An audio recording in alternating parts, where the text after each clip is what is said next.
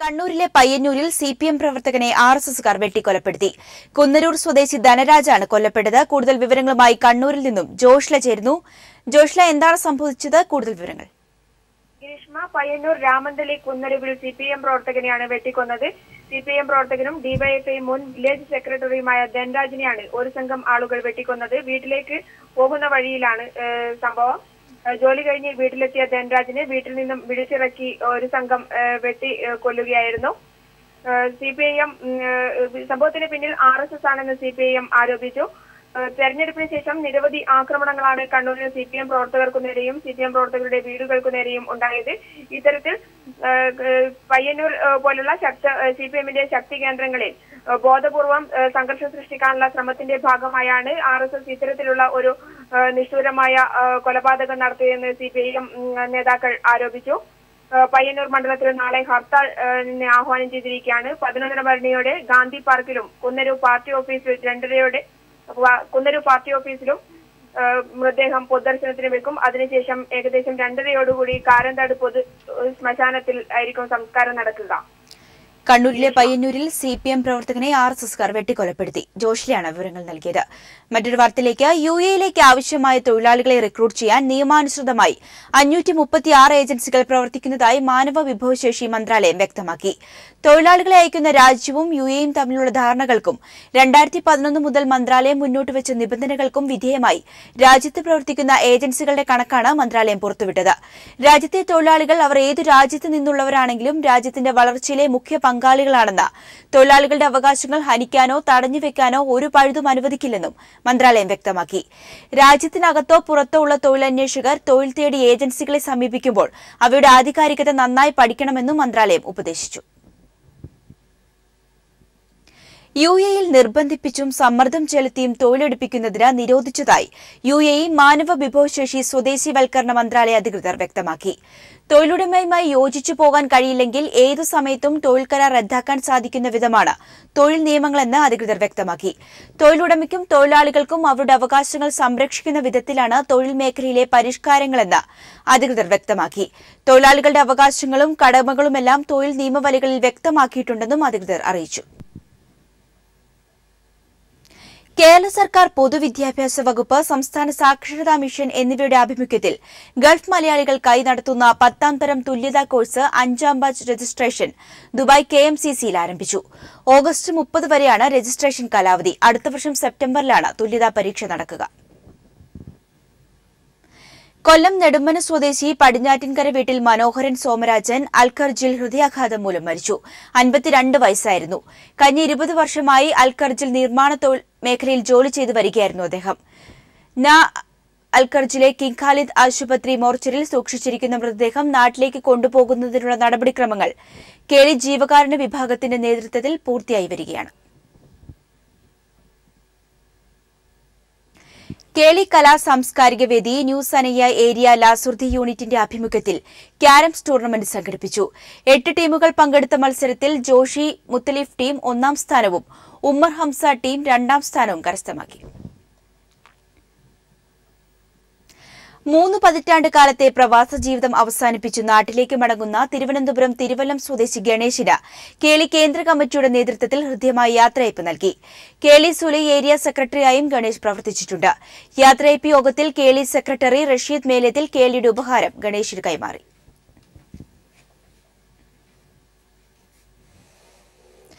Indian social club Oman Kerala വിഭാഗം സംഘടിപ്പിക്കുന്ന വേനൽ അവധിക്കാല ക്യാമ്പ് വേനൽ തുമ്പികൾ ഈ മാസം 15 മുതൽ 24 വരെ ദാസൈറ്റിലെ ഇന്ത്യൻ സോഷ്യൽ ക്ലബ് ഹാളിൽ നടക്കുമെന്ന് ഭാരവാഹികൾ അറിയിച്ചു. 2ാം ക്ലാസ് മുതൽ 12ാം ക്ലാസ് വരെയുള്ള മലയാളികളായ വിദ്യാർത്ഥികൾക്കായിരിക്കും ക്യാമ്പിൽ പ്രവേശനം നൽകുക. പ്രമുഖ നാടക പ്രവർത്തകൻ KV ഗണേഷ് ക്യാമ്പ് നയിക്കും. കൂടുതൽ വിവരങ്ങൾക്ക് സ്ക്രീനിൽ കാണുന്ന നമ്പറിൽ ബന്ധപ്പെടേണ്ടതാണ്. IS ബന്ധം സ്ഥിരീകരിച്ച മലയാളികൾക്കെതിരെ സർക്കാർ UAPA ചുമത്തും. NIA-ക്ക് അന്വേഷണം കൈമാറുന്നതിന് മുന്നോടിയായിട്ടാണിത്. അതേസമയം IS ബന്ധം സംശയിക്കപ്പെടുന്ന കാസർഗോഡ് നിന്നുള്ള ദമ്പതികൾ ബംഗളൂരു വഴി കുവൈറ്റിലെത്തിയതായി വിവരം ലഭിച്ചു. ചന്ദേര പോലീസ് സ്റ്റേഷൻ പരിധിയിൽ കാണാതായവരെക്കുറിച്ച് അന്വേഷിക്കുന്നതിന് പ്രത്യേക അന്വേഷണ സംഘം രൂപീകരിച്ചു. അന്താരാഷ്ട്ര ഭീകര സംഘടനയായ ഇസ്ലാമിക് സ്റ്റേറ്റിൽ ചേരുന്നതിനായി ഇതുവരെ 21 പേർ കേരളം വിട്ടതായാണ് കണ്ടെത്തിയിരിക്കുന്നത്. ഇതിൽ 17 പേരും കാസർഗോഡ് ജില്ലക്കാരാണ്. നാടുവിട്ടവരിൽ 11 പേർക്ക് ഇസ്ലാമിക് സ്റ്റേറ്റുമായി നേരിട്ട് ബന്ധമുണ്ടെന്ന് കേന്ദ്ര അന്വേഷണ ഏജൻസികളായ IBയും റോയും കണ്ടെത്തിയിരുന്നു. നാടുവിട്ടവരുടെ രേഖകൾ, ടെലിഫോൺ, വാട്സ്ആപ്പ് സന്ദേശങ്ങൾ എന്നിവ പരിശോധിച്ചാണ് ഇസ്ലാമിക് സ്റ്റേറ്റ് ബന്ധം സ്ഥിരീകരിച്ചത്. അന്തർദേശീയ തലത്തിൽ അന്വേഷണം ആവശ്യമായതിനാൽ കേസുകൾ NIA ഏൽപ്പിക്കുവാൻ സംസ്ഥാന സർക്കാർ തീരുമാനിച്ചത്. ഇതിന്റെ ഭാഗമായാണ് ഇസ്ലാമിക് സ്റ്റേറ്റുമായി നേരിട്ട് ബന്ധമുള്ളവർക്കെതിരെ UAPA നിയമം ചുമത്തിയത്. തൃക്കരിപ്പൂരിൽ നിന്ന് കാണാതായ ഷിഹാസ് അജ്മല ദമ്പതികൾ ബംഗളൂരു വിമാനത്താവളം വഴി കുവൈറ്റ് എയർലൈൻസിലാണ് ഇന്ത്യ വിട്ടതെന്ന് അന്വേഷണ ഏജൻസികൾ കണ്ടെത്തിയിട്ടുണ്ട്. ഇവർ ടെഹ്റാനിലേക്ക് പോയതായാണ് സൂചന. തൃക്കരിപ്പൂരിൽ നിന്ന് കാണാതായ ഫിറോസ് എന്ന യുവാവിനെ മുംബൈയിൽ IB ഉദ്യോഗസ്ഥൻ കസ്റ്റഡിയിലെടുത്തതായും റിപ്പോർട്ടുണ്ട്. ഫിറോസിൽ നിന്നും കൂടുതൽ വിവരങ്ങൾ ലഭിക്കും എന്ന പ്രതീക്ഷയിലാണ് അന്വേഷണ സംഘം. News bureau, Kasaragod. പാലക്കാട് നിന്ന് ഒരാളെ കൂടി കാണാതായതായി പരാതി. കഞ്ചിക്കോട് താമസിക്കുന്ന മലപ്പുറം സ്വദേശി ഷിബിയെ കാണാനില്ലെന്ന് ബന്ധുക്കൾ പാലക്കാട് SP-ക്ക് പരാതി നൽകി. യാക്കരയിൽ നിന്നും കാണാതായ ഈസയുടെ സുഹൃത്താണ് ഷിബി. ഒമാനിലേക്ക് മതപഠനത്തിനെന്ന് പറഞ്ഞാണ് ഷിബി കഞ്ചിക്കോട്ടെ സഹോദരന്റെ വീട്ടിൽ നിന്നും പോയത്. ജൂൺ 2-ന് പോയ ഷിബിയെ ബന്ധപ്പെടാൻ പിന്നീട് വീട്ടുകാർക്ക് കഴിഞ്ഞിട്ടില്ല. പെരുന്നാൾ ആശംസയുമായി മെസ്സേജ് ലഭിച്ചെങ്കിലും ഈ നമ്പറിൽ വിളിക്കാൻ കഴിയുന്നില്ല. IS ബന്ധം സംശയിക്കുന്ന പാലക്കാട് യാക്കരയിലെ സഹോദരങ്ങൾ ഒരാളായ ഈസയുടെ സഹപാഠിയും സുഹൃത്തുമാണ് ഷിബി. ഈസയ്ക്കും സഹോദരനും IS ബന്ധം സംശയിക്കുന്ന സാഹചര്യത്തിലാണ് ഷിബിയുടെ സഹോദരൻ SP-ക്ക് പരാതി നൽകിയതെന്ന് അഡ്വക്കേറ്റ് വിനോദ് പറഞ്ഞു. കഴിഞ്ഞ മാസം 2-ാം തീയതി ഒമാനിലേക്ക് പോയി. അയാൾ തിരിച്ചെത്തിയിട്ടില്ല. അപ്പോൾ അയാൾ ഈ ബെക്സൺ അവരുടെ ഒരു സുഹൃത്തായതുകൊണ്ട് വീട്ടുകാർക്ക് അതൊരു സംശയം തോന്നിയതുകൊണ്ട് അവരൊരു SP-ക്ക് ഒരു പരാതി കൊടുത്തിട്ടുണ്ട്. അത് പ്രകാരം പോലീസ് അന്വേഷിച്ച് ഒരു തീരുമാനം എടുക്കട്ടെ. അപ്പോൾ ബെക്സന്റെയും മറ്റുമൊക്കെ സുഹൃത്തായതുകൊണ്ടും ഇയാൾ കുറച്ച് റിലീജിയസ് ആയിട്ട് കൂടുതൽ ചിന്തിച്ചു തുടങ്ങിയതുകൊണ്ടും വീട്ടുകാർക്കൊരു സംശയത്തിന്റെ പുറത്ത് അയാൾ തിരിച്ചെത്തേണ്ട സമയം കഴിഞ്ഞപ്പോൾ SP-യോട് പരാതി പറഞ്ഞു. അത് കസബ പോലീസ് സ്റ്റേഷനിൽ FIR ഇട്ട ശേഷം ബാക്കി പോലീസ് അന്വേഷിക്കും. സഹോദരനൊപ്പം കഞ്ചിക്കോട്ടെ സ്വകാര്യ സ്ഥാപനത്തിൽ ജോലി ചെയ്തു വരികയായിരുന്നു ഷിബി. സന്ദർശക വിസയിലാണ് 31-കാരനായ ഇയാൾ ഒമാനിലേക്ക് പോയത്. പാലക്കാട് നിന്ന് കാണാതായവരെക്കുറിച്ചും പ്രത്യേക പോലീസ് സംഘം അന്വേഷിക്കും. News bureau, Palakkad. IS വിഷയത്തിൽ സംസ്ഥാന സർക്കാർ വിട്ടുവീഴ്ചയില്ലാത്ത നടപടി സ്വീകരിക്കുമെന്ന് മുഖ്യമന്ത്രി പിണറായി വിജയൻ അറിയിച്ചു. സംസ്ഥാനത്ത് ദുരൂഹ സാഹചര്യത്തിലുള്ള യുവാക്കളുടെ കൂട്ടത്തിരോധാനം മുസ്ലിം വിരുദ്ധ വികാരം ഉണ്ടാക്കാനുള്ള നീക്കമാണ്. എന്നാൽ ഭീകരവാദ പ്രവർത്തനത്തിന് മതാടിസ്ഥാനമില്ലെന്നും മുഖ്യമന്ത്രി സഭയിൽ വ്യക്തമാക്കി. പ്രതിപക്ഷ നേതാവ് രമേശ് ചെന്നിത്തലയാണ് വിഷയം സബ്മിഷനായി സഭയിൽ ഉന്നയിച്ചത്. കാസർഗോഡ് നിന്ന് 17 പേരും പാലക്കാട് നിന്ന് 4 പേരും അടക്കം 21 പേരാണ് സംസ്ഥാനത്ത് നിന്നും ദുരൂഹ സാഹചര്യത്തിൽ കാണാതായതെന്ന് മുഖ്യമന്ത്രി പിണറായി വിജയൻ നിയമസഭയിൽ പറഞ്ഞു. ഇതിൽ 10 യുവാക്കളും 6 പെൺകുട്ടികളും 3 കുട്ടികളും ഉൾപ്പെടുന്നു. വിഷയത്തിൽ വിട്ടുവീഴ്ചയില്ലാത്ത നടപടി സംസ്ഥാന സർക്കാർ സ്വീകരിക്കുമെന്നും മുഖ്യമന്ത്രി പറഞ്ഞു. യുവാക്കളുടെ കൂട്ടമായ തിരോധാനം സംസ്ഥാനത്ത് മുസ്ലിം വിരുദ്ധ വികാരമുണ്ടാക്കാനുള്ള ശ്രമമാണെന്നും മുഖ്യമന്ത്രി നിയമസഭയിൽ മറുപടി നൽകി. സർക്കാർ ഇക്കാര്യത്തിൽ വിട്ടുവീഴ്ചയില്ലാത്ത നിലപാട് തന്നെ സ്വീകരിക്കും. എല്ലാ മതത്തിൽപ്പെട്ടവരും തീവ്രവാദികളായും ഭീകരവാദികളായും മാറുന്നുണ്ട്.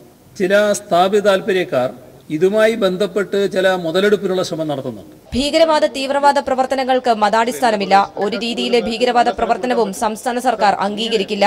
വിഷയത്തിൽ കേന്ദ്ര ഏജൻസിയുമായി യോജിച്ച് നടപടി സ്വീകരിക്കും.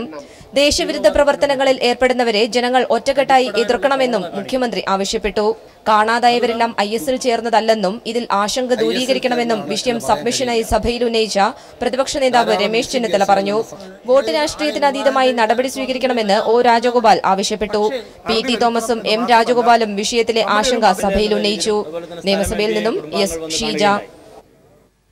കാസർഗോഡ് നിന്നും ദുരൂഹ സാഹചര്യത്തിൽ കാണാതായ ഫിറോസ് ഖാൻ മുംബൈയിൽ പിടിയിലായെന്ന വാർത്ത ഇന്റലിജൻസ് വൃത്തങ്ങൾ നിഷേധിച്ചു. ഫിറോസ് ഖാൻ ഈ മാസം 5-ന് വിദേശത്തേക്ക് കടന്നതായാണ് വിവരം. IS ബന്ധം സംശയിക്കുന്ന ഫിറോസ് ഖാൻ മുംബൈയിൽ നിന്ന് പിടിയിലായെന്നും രഹസ്യകേന്ദ്രത്തിലേക്ക് മാറ്റിയെന്നും നേരത്തെ റിപ്പോർട്ടുകളുണ്ടായിരുന്നു. അതേസമയം കാണാതായവരുടെ IS ബന്ധം സ്ഥിരീകരിക്കാനായിട്ടില്ലെന്നും അന്വേഷണം നടക്കുകയാണെന്നും കേന്ദ്ര ആഭ്യന്തര സഹമന്ത്രി കിരൺ റിജിജു വ്യക്തമാക്കി. കാസർഗോഡ് ഇളമ്പച്ചി സ്വദേശി ഫിറോസ് ഖാനെ മുംബൈയിലെ ഹോട്ടലിൽ നിന്നും കേന്ദ്ര ഇന്റലിജൻസ് സംഘം പിടികൂടിയെന്നായിരുന്നു നേരത്തെ വന്ന റിപ്പോർട്ടുകൾ. എന്നാൽ ഇത് സത്യമല്ലെന്നും ഫിറോസ് ഖാൻ ഈ മാസം 5-ന് വിദേശത്തേക്ക് കടന്നുവെന്നും ഇന്റലിജൻസ് വൃത്തങ്ങൾ വ്യക്തമാക്കി. കാസർഗോഡ് നിന്നും കാണാതായവരിൽ ഫിറോസ് ഖാനായിരുന്നു അവസാനമായി ബന്ധുക്കളുമായി ബന്ധപ്പെട്ടത്. മൊബൈൽ ടവർ കേന്ദ്രീകരിച്ച് നടത്തിയ അന്വേഷണത്തിൽ ഇയാൾ മുംബൈയിൽ നിന്നും പിടിയിലായെന്നായിരുന്നു റിപ്പോർട്ടുകൾ. വിദേശത്തേക്ക് കടന്ന ഫിറോസ് ഖാൻ ഇപ്പോൾ എവിടെയാണ് എന്നുള്ള കാര്യം അന്വേഷിച്ചു വരികയാണ്. അതേസമയം കേരളത്തിൽ നിന്നും കാണാതായവർക്ക് IS ബന്ധമുണ്ടോ എന്ന കാര്യം സ്ഥിരീകരിച്ചിട്ടില്ലെന്ന് കേന്ദ്ര ആഭ്യന്തര സഹമന്ത്രി കിരൺ റിജിജു പറഞ്ഞു.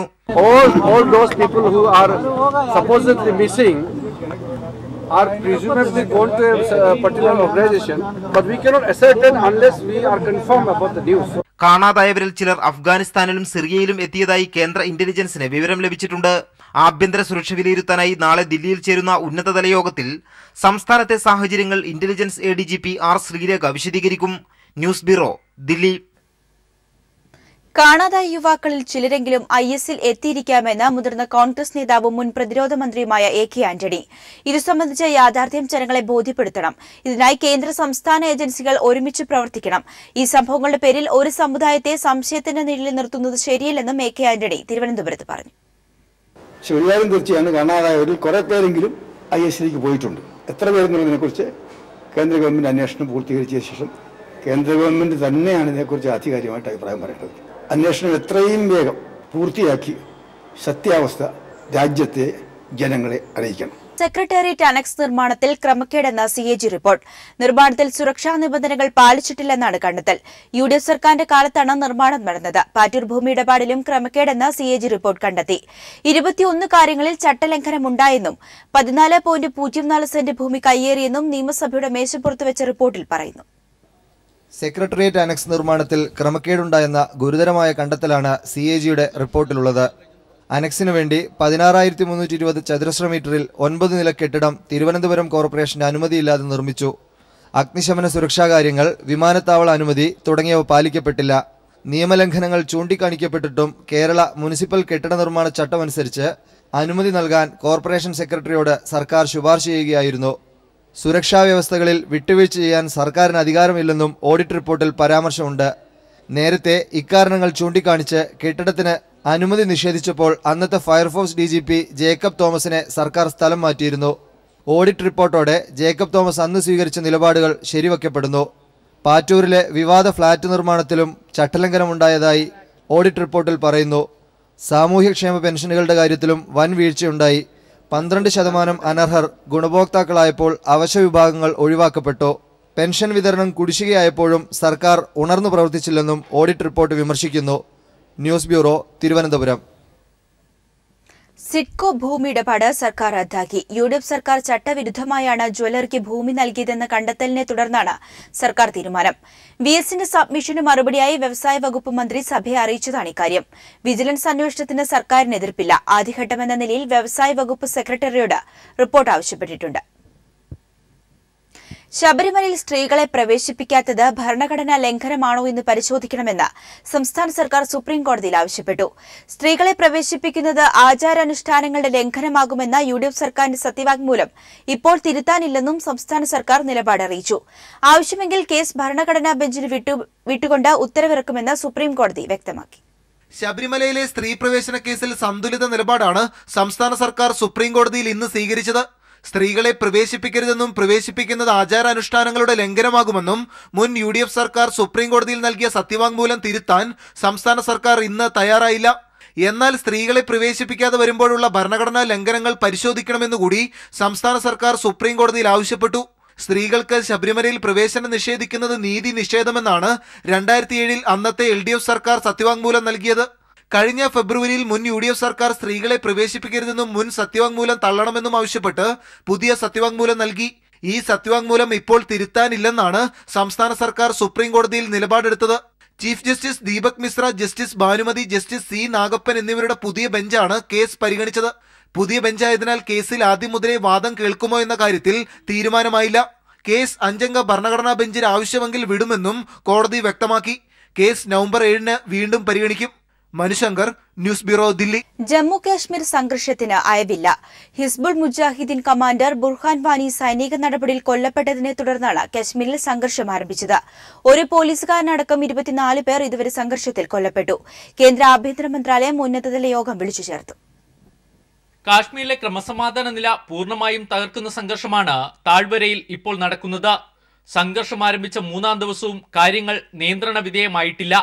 തെക്കൻ കാശ്മീരിലെ 10 ജില്ലകളിൽ ഏർപ്പെടുത്തിയ നിരോധനാജ്ഞ തുടരാൻ സംസ്ഥാന സർക്കാർ തീരുമാനിച്ചു.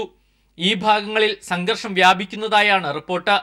10ഓളം അക്രമികളും ഒരു പോലീസുകാരനുമടക്കം 24 പേർ ഇതുവരെ സംഘർഷത്തിൽ കൊല്ലപ്പെട്ടുവെന്നാണ് ഔദ്യോഗിക റിപ്പോർട്ട്. തീവ്രവാദ സംഘടനയായ ഹിസ്ബുൾ മുജാഹിദ്ദീൻ കമാൻഡർ ബുർഹാൻ വാനി കൊല്ലപ്പെട്ടതിനെ തുടർന്നാണ് സംഘർഷം പൊട്ടിപ്പുറപ്പെട്ടത്. സമാധാന ചർച്ചകൾ നടത്താൻ കാശ്മീർ സർക്കാർ ശ്രമം ആരംഭിച്ചു. കേന്ദ്ര സർക്കാർ ഉന്നതതല യോഗം ചേർന്ന് സ്ഥിതിഗതികൾ വിലയിരുത്തി.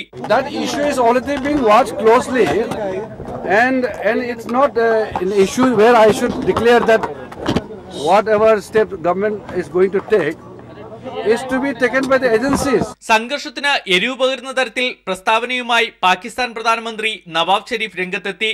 ബുർഹാൻ വാനിയെ കൊന്നത് ശരിയല്ലെന്നാണ് പാക് പ്രധാനമന്ത്രിയുടെ പ്രസ്താവന. സംഘർഷം തീരുന്നതുവരെ ജമ്മുകാശ്മീർ ദേശീയപാത അടച്ചിടാനും അമർനാഥ് തീർത്ഥാടന യാത്ര നിർത്തിവെക്കാനും മുഖ്യമന്ത്രി മുഫ്തി മുഹമ്മദ് സയ്യിദിന്റെ മന്ത്രിസഭ തീരുമാനിച്ചു. News bureau, Delhi. Malabar cements അഴിമതിയിൽ വിജിലൻസ് 3 കേസ് കൂടി രജിസ്റ്റർ ചെയ്തു. ക്ലിങ്കർ ഇറക്കുമതി, യഥാസമയം വാറ്റ് നികുതി അടയ്ക്കാതിരിക്കൽ, നിർദ്ദേശം മറികടന്നുള്ള ഗോഡൌൺ നിർമ്മാണം എന്നിവയ്ക്കാണ് വിജിലൻസ് സംഘം അന്വേഷിക്കുക. 2 കേസുകളിൽ MD പത്മകുമാർ പ്രതിയാണ്. ഹൈക്കോടതി നിർദ്ദേശത്തെ തുടർന്ന് ശനിയാഴ്ച 2 കേസുകൾ വിജിലൻസ് രജിസ്റ്റർ ചെയ്തിരുന്നു. ഫ്ലൈ ആഷ് ഇറക്കുമതി, ഡീലർഷിപ്പ് എന്നിവയിൽ അഴിമതി നടന്നുവെന്ന് ത്വരിത പരിശോധനയിൽ കണ്ടെത്തിയിരുന്നു. ബാങ്ക് ജീവനക്കാർ നാളെയും മറ്റന്നാളുമായി നടത്താനിരുന്ന രാജ്യവ്യാപക പണിമുടക്ക് പിൻവലിച്ചു. ദില്ലി ഹൈക്കോടതി പണിമുടക്ക് വിലക്കിയതിനെ തുടർന്നാണ് പണിമുടക്ക് പിൻവലിച്ചത്. പണിമുടക്കത്തിനെതിരെ ബാങ്ക് മാനേജ്മെന്റുകൾ നൽകിയ ഹർജി പരിഗണിച്ചാണ് കോടതിയുടെ ഉത്തരവ്. SBIയിൽ അസോസിയേറ്റഡ് ബാങ്കുകളെ ലയിപ്പിക്കാനുള്ള നീക്കത്തിൽ പ്രതിഷേധിച്ചായിരുന്നു പണിമുടക്കിന് ആഹ്വാനം ചെയ്തിരുന്നത്. കോഴിക്കോട് ജില്ലയിൽ ഒരാൾക്ക് കൂടി ഡിഫ്തീരിയ സ്ഥിരീകരിച്ചു. വളയം ചെക്യാട് സ്വദേശിക്കാണ് രോഗം സ്ഥിരീകരിച്ചത്. ഇയാളെ മെഡിക്കൽ കോളേജ് ആശുപത്രിയിൽ പ്രവേശിപ്പിച്ചു. ഇതോടെ 25 പേർക്ക് ജില്ലയിൽ ഡിഫ്തീരിയ സ്ഥിരീകരിച്ചു. കൊച്ചി ക്യാൻസർ സെന്ററിൽ ക്യാൻസർ രോഗവിദഗ്ധരായ ഡോക്ടർമാരെയും ഓങ്കോളജിസ്റ്റുകളെയും ഉടൻ നിയമിക്കണമെന്ന് സംസ്ഥാന മനുഷ്യാവകാശ കമ്മീഷൻ അധ്യക്ഷൻ ജസ്റ്റിസ് JB കോശി നിർദ്ദിഷ്ട ക്യാൻസർ സെന്ററിൽ സന്ദർശനം നടത്തിയ ശേഷം മാധ്യമങ്ങളോട് പ്രതികരിക്കുകയായിരുന്നു അദ്ദേഹം.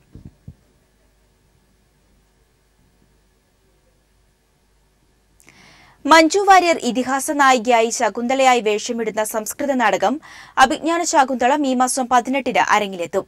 മഞ്ജു വാര്യരുടെ പ്രൊഡക്ഷൻ കമ്പനിയുടെ ആദ്യ സംരംഭമായിട്ടാണ് കാവാലം നാരായണ പണിക്കരുടെ സംസ്കൃത നാടകം വേദിയിലെത്തുന്നത്. സ്വരലയുമായി ചേർന്നാണ് സോപാനം നാടകക്കളരി പതിറ്റാണ്ടുകൾക്ക് ശേഷം നാടകം വേദിയിലെത്തിക്കുന്നത്. അന്തരിച്ച നാടകാചാര്യൻ കാവാലം നാരായണപ്പണിക്കർ അണിയിച്ചൊരുക്കുന്ന സംസ്കൃത നാടകമായ അഭിജ്ഞാന ശാകുന്തളത്തിലെ നായികാ കഥാപാത്രമായിട്ടാണ് മഞ്ജു വാര്യർ വേദിയിലെത്തുന്നത്. 1982-കളിൽ കാവാലം തന്നെ ചിട്ടപ്പെടുത്തി ഇതേ നാടകം 30ഓളം വേദികളിൽ നേരത്തെ അവതരിപ്പിച്ചിരുന്നു. എന്നാൽ കഴിഞ്ഞ വർഷം കുട്ടനാട്ടിൽ വെച്ച് കാവാലത്തിന്റെ നാടകക്കളരിയോടൊപ്പം പ്രവർത്തിക്കണമെന്ന ആഗ്രഹം നടി തന്നെ നാടകാചാര്യനോട് നേരിൽ പറയുകയായിരുന്നു. തുടർന്നാണ് മുനികന്യകയായ ശകുന്തളയുടെ മനോവ്യഥകൾ മഞ്ജു വാര്യർ അവതരിപ്പിക്കട്ടെ എന്ന് കാവാലം തീരുമാനിച്ചത്.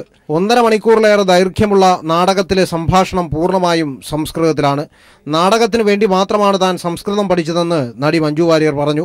2 പുതിയ കാര്യങ്ങളാണ് എനിക്ക് ഈ ഒരു അനുഭവത്തിലൂടെ. ഒന്ന്, നാടകം എന്നുള്ള ഒരു മാധ്യമത്തിൽ ഞാൻ എന്തെങ്കിലും ഒന്ന് ചെയ്യാൻ ശ്രമിക്കുന്നത് എൻ്റെ ജീവിതത്തിൽ ആദ്യമായിട്ടാണ്. പിന്നീട് ഇത് അതിലും വലിയൊരു ഇതിൽ സന്തോഷം തരുന്നൊരു കാര്യം, പുതുമ ഉള്ളൊരു കാര്യം, സംസ്കൃതം നാടകം. ഞാൻ സ്കൂളിൽ പോലും സംസ്കൃതം പഠിച്ചിട്ടില്ല. ഞാൻ ഇതിനു വേണ്ടിയിട്ട് ഈ നാടകത്തിന്റെ സ്ക്രിപ്റ്റിലെ ആദ്യത്തെ ഡയലോഗാണ് ഞാൻ ആദ്യമായിട്ട് സംസ്കൃതത്തിൽ ഒരു വാചകം പഠിക്കുന്നത്. മഞ്ജു വാര്യർ പ്രൊഡക്ഷൻ കമ്പനിയുടെ ആദ്യ നാടക സംരംഭമാണ് അഭിജ്ഞാന ശാകുന്തളം.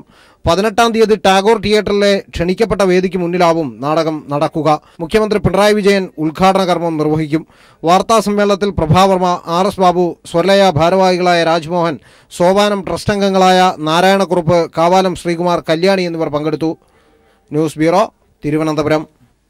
നടിയും നിർമ്മാതാവുമായ സാന്ദ്ര തോമസ് വിവാഹിതയായി. കൊച്ചിയിലെ ഇവന്റ് മാനേജ്മെന്റ് കമ്പനി ഉടമയും ബിസിനസ്സുകാരനുമായ വിൻസെന്റ് തോമസ് ആണ് വരൻ. നിർമ്മാതാവും നടനുമായ വിജയ് ബാബു സാന്ദ്രയ്ക്കൊപ്പമുള്ള ചിത്രങ്ങൾ ഫേസ്ബുക്കിലൂടെ പങ്കുവച്ചുകൊണ്ടാണ് വിവാഹ വാർത്ത അറിയിച്ചത്.